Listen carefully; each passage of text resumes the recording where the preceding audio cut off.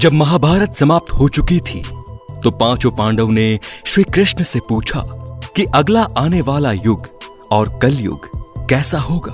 तो श्री कृष्ण ने उस समय 5 पांडवों से कहा कि तुम जाकर जंगल में घूम आओ और तुम्हें जो भी चीज दिखे उसका आकार वर्णन मेरे सामने करो।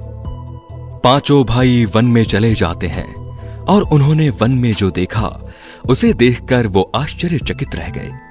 आखिर उन 5 भाइयों ने वन में ऐसा क्या देखा और श्री कृष्ण ने इसके पीछे क्या जवाब दिया, ये जानने के लिए वीडियो को एंड तक जरूर देखिए। इस वीडियो को सब्सक्राइब कीजिए और अपने दोस्तों के साथ शेयर जरूर कीजिए। पहले भाई ने बताया कि उसने एक बड़े से पंछी को देखा जिसके पंखों पर वेदों की रचना लिखी हुई थी, लेकिन वो जानवरों का मांस खा रहा था। जब अर्जुन ने बताया कि उन्होंने जंगल में ऐसा कुछ देखा तो श्री कृष्ण ने इसके वर्णन में कहा कि कलयुग में ऐसे ही कुछ लोग होंगे जिन्हें बुद्धिमान कहा जाएगा, लेकिन वो दूसरों का नुकसान करने के लिए हमेशा तत्पर रहेंगे और अपना फायदा किसी न किसी तरह से निकलवाने की कोशिश करेंगे। दूसरे भाई ने बताया कि उन्होंने देखा कि एक बड़ा सा पर्वत गिरकर धरती पर आ रहा था और वो एक बड़े वृक्ष से भी नहीं रुका, लेकिन आगे चलकर एक छोटे से पौधे ने उसे रोक दिया।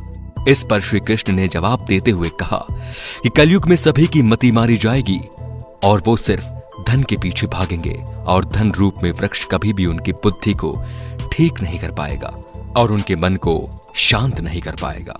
अगर वो छोटे से पौधे यानी कि हरि के नाम के बदले उसी समय उनकी समस्या का निवारण हो जाएगा और कलयुग में मन को शांति मिलेगी।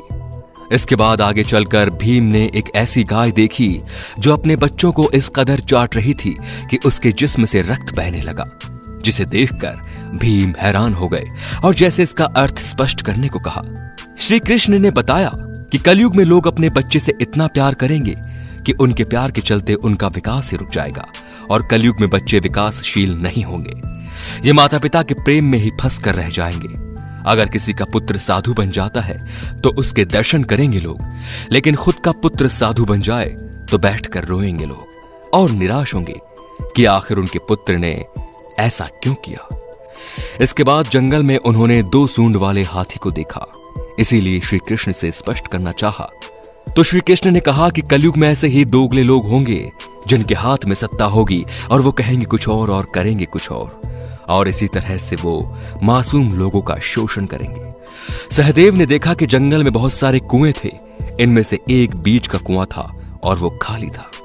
श्री कृष्ण ने इसका अर्थ स्पष्ट करते हुए कहा कि कलयुग में लोग अपनी पुत्रियों के विवाह में बाकी अन्य भावी चीजों में पैसे खर्च करेंगे, लेकिन अगर किसी गरीब और भूखे व्यक्ति को देखेंगे तो उसे दान नहीं देंगे। दोस्तों, ये श्री कृष्ण जी की भविष्यवाणियां जो लगभग सच हो चुकी हैं कलयुग में।